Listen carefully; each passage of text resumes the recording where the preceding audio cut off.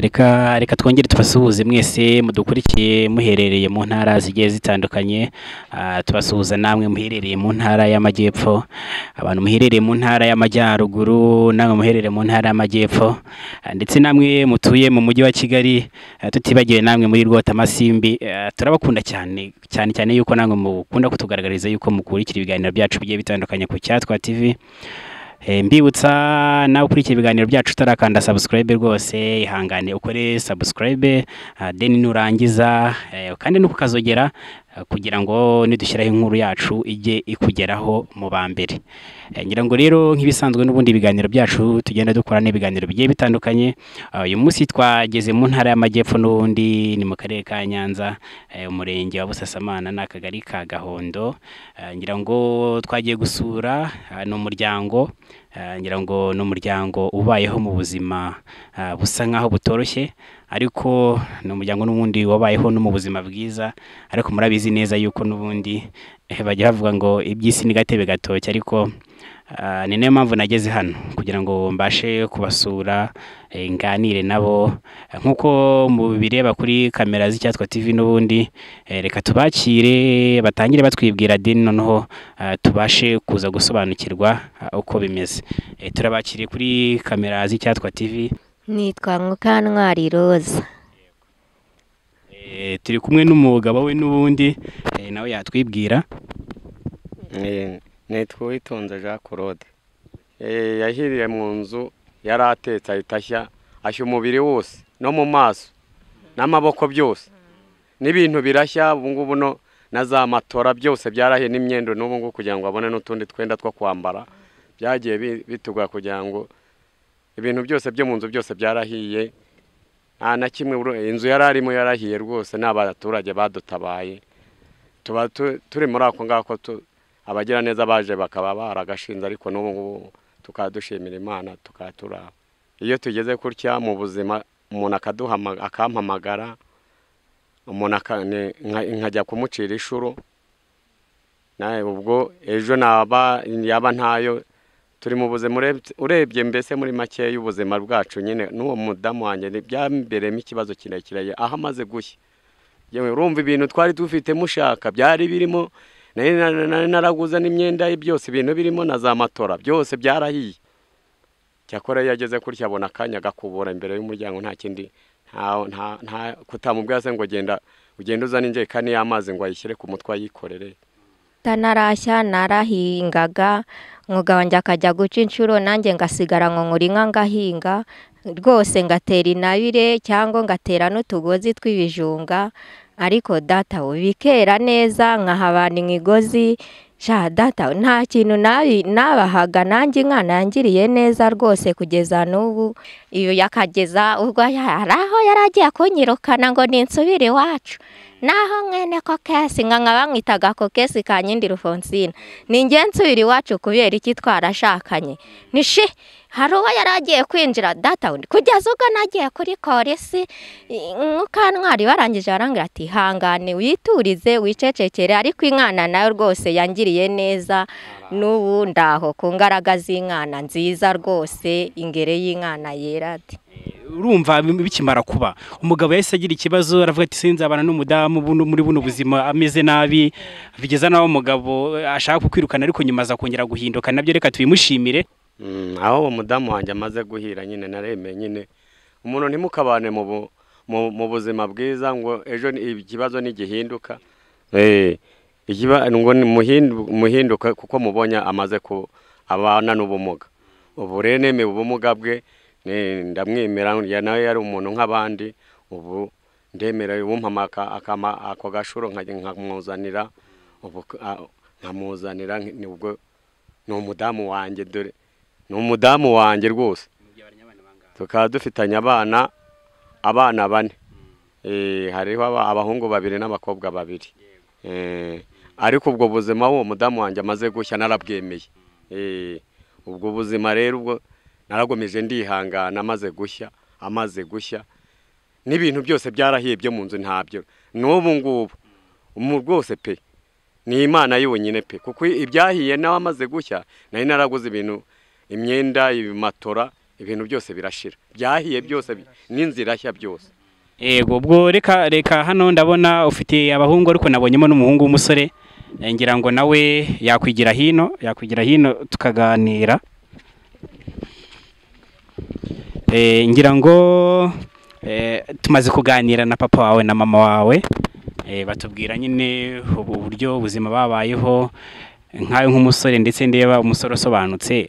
Nagira ngo umfashe story cyangwa se umfashe amateka y'ukuntu bimeze y'umuryango wawe. Urabizi uburyo mwabayeho mukiri abana, atari yashya akiri umumama mwiza aza gushya, mubayeho gute mu buzima busanzwe? Mbere twari tubaye mu buzima bwiza, mama atari yagira kino kibazo, yabashaka kujya guca inshuro, papa nawe yabashaka kujya guca inshuro, yabashaka kubona ibyo kurya, twabashaka kubona ibyo kurya, ariko ubu ngubu kubibona urabona ko mama yagize ikibazo cy'ubumuga, ubu ngubu kurya ni ikibazo. None se yahiye gute, mu ruhe rwego byagenze gute?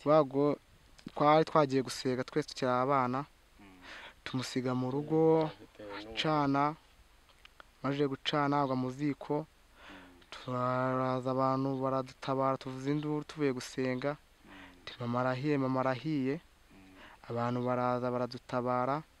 Ako kanya bakimara kudutabara yari ameze nabi, batamwihutisha kwa muganga, maze kumwihutisha kwa muganga basanga yangiritse cyane, batamwihutisha bamujyana i Butare. Ubwo nanjye nasigaye muri urwo rugo nyine, ibintu ndimo ndazimya inzu, ndimo ndazimya n'amatora byose, ni uko ubwo abantu bakomeza kudufasha gutyo. Inzu yari irahagana hehe? Ese inzu yarakongotse yose cyangwa hari icyasigaye? Ni ukuvuga ngo inzu yose yarakongotse, irashya, yose irashira.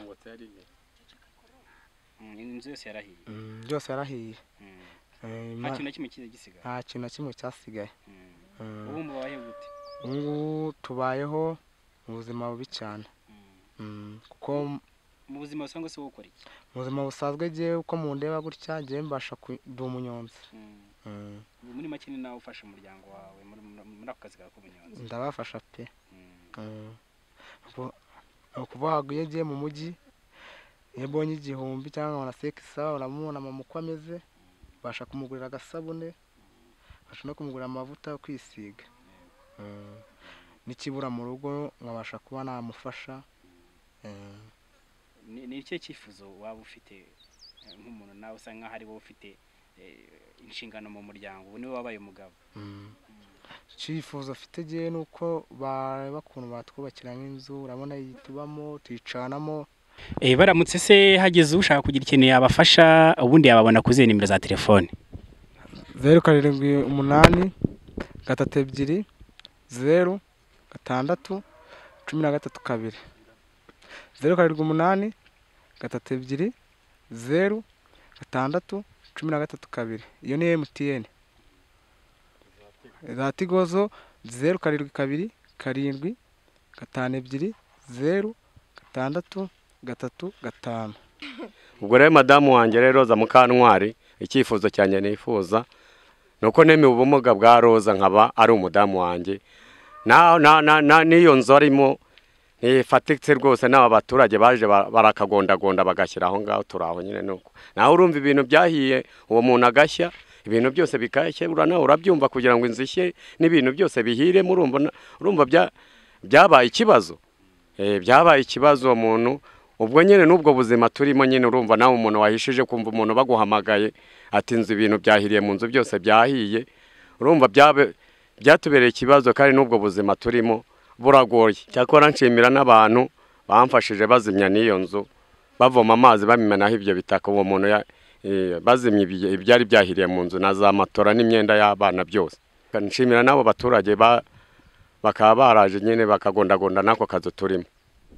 Icyifuzo nabagezaho, nahiye muri 2014 rwose, banyubakiriye inzu, numva ndishimye, ngewe nk'ukantwaye Roza rwose numva nezerewe, ariko inkana nayo ni nziza, n'abaturage rwose baramfashije, ariko 2014 ndumva ariho nagize iki kibazo n'uyu mufasha wanjye. Icyifuzo nuba nshaka nuko badufasha, ariko nkana yanjye ibyo Koro Kagame nawe yatugiriye neza rwose, aduha ubufasha bwiza ingere y'Imana. Njyewe numva ari byiza rwose, Mukantwari Roza n'abaturage bangiriye neza rwose, n'umufasha wanjye nguyu. Icyifuzo rero numva nshaka, kugeza ubwo yigeze kuvuga ati Sharo, hari igihe Imana izaguha n'inka rwose tuyigufashe Mukantwari Roza, ati Imana ni nziza rwose, ati iri kukugirira neza rwose. Si uko nari nkeze data, ubushye bwanjye ukuntu bwari bumeze sinari nzi ko nakongera no kuvuga cyangwa ngo nongere rwose gukora inabire ngo nere inabire rata. Nkumva rwose numva Imana ari nziza, yitugejeje aha irakabaho. Icyifuzo niyo nkaraza ati nyankararo, ati igihe kizagera bayigufashe nayo, ati Imana ni nziza rwose, na mituweli igihe kizagera rwose umufasha wanjye ayingurire, n'umwana wanjye uriya w'umuhungu rwose tubanyeho neza. Arabona arambwira ati ati nzajya nkuzanira icyo ushaka cyose, ariko atumurira ujye wiyanga kuwiyegera cyane rwose. Hari igihe nicara nkabihorera, cyangwa umuhungu wanjye yaza agateka nta kintu bakimbwiraho nabi, nkumva Imana ni nziza rwose. Kugeza ubwo avuze ati n'inka tuzayigufasha rwose. Perezida Kagame arakabaho nk'uko turiho, n'Imana nziza rwose, n'abaturage nawe ni beza. Ntago rwose Mukantwari Roza sinari nzi ko nzongera kuvuga data we. Ndabizi neza ko hari Imana izakoresha n'iyo nka nzayibona. Ngaho reka tugushimire, ndabizi neza ko wamugani, kuko n'ubundi u Rwanda rwacu babizi ko hari muri gahunda ya gira inka, nawe izakugeraho humura rwose. Rwose Imana ni nziza irakabaho. Na Nyirakizungu wanjye uyu nguyu rwose sinari nzi ko nakongera kubyara umwana umwe utya, dore umufasha wanjye n'uyu. Imana rwose ndumva yarangiriye neza cyane, n'iyo nka rwose izaza numve ndanezerewe cyane. Kandi n'ubu Imana ni nziza, abana banjye 4 turi kumwe barakabaho nk'uko turiho. Imana irakabaho, ni nziza cyane. Nuko ngo n'umwana mwegeranye wamubyaye nyuma y'uko umaze gushya? Rwose namujyaye nyuma rata yuko nkaze gushya, nguyu Nyirakizungu wanjye araho. Kugeza ubwo n'abaganga bavuze ati humura, Imana izaguha n'inka rwose uyibone, ati nta kibazo rwose, Imana ni nziza nk'uko rwose data urata. Ubu sinari nzi ko nakongera kuvuga, nari narahiye, sinari nzi ko n'ubwenge bwazagaruka rwose ngo nongere mfate utuzi noge rata.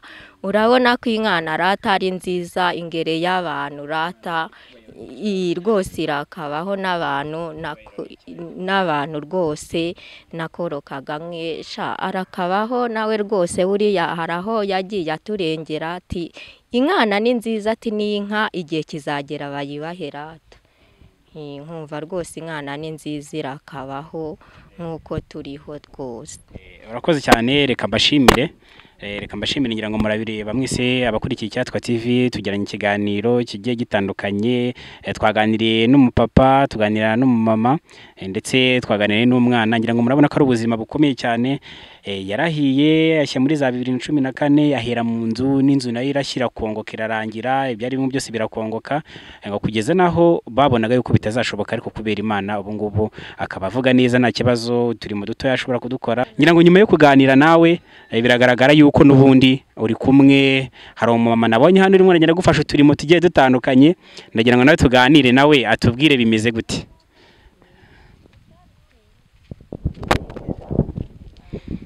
Mama gusanze hano nari ndabona uri hariya mu rugo, urimo urakorakoranya imyumbati, urimo uranika.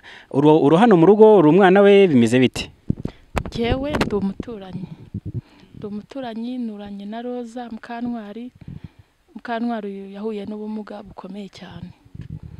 Mukantwari Roza yaragize agira gutya, ajya gutekera abana, ntago bari bahari, umugabo yari yagiye guca inshuro. Ubwo rero arateka, mu gihe bigeze hagati bitangiye nko kubira, Roza aba yikubise mu ziko, arashya pe.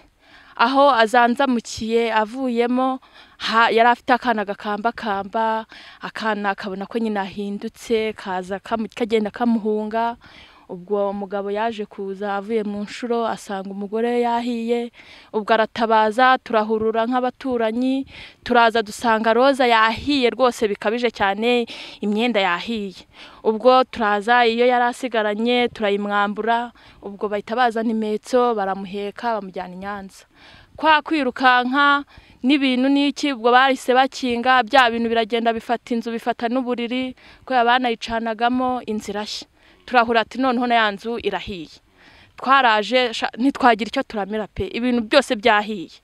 Ubwo roza aragiye kwa muganga i Nyanza birananiranwa bamujyana i Butare kuko yari yahiye bikabije.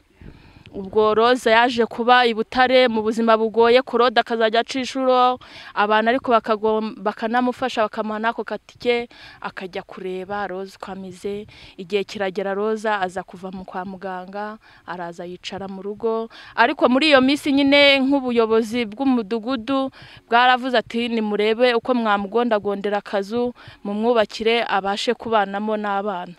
Ubwo baraje nyine baragondagonda akazu ni gatoya akabanamo n'abana be, nyine nuko nyine bimeze barabana, ariko mu buzima bugoye rwose n'ubu buracyagoye. Umugabo ajya guca inshuro nta kintu bafite rwose wavuga ngo bafite mu buzima bwiza. Ubwo rero nk'umuntu duturanye nyine mbona ko nyine bigoye cyane, ariko abonye nk'ubufasha n'ukuri mwamufasha mukaba mwamwubakira n'inzu ihagije kuko ayibyiganiramo n'abana, n'ako gatungo k'ihene aragafite, ukabona biragoye cyane rwose. ubona nk'ikintu baba bakeneye cya mbere ari nk'ikihe?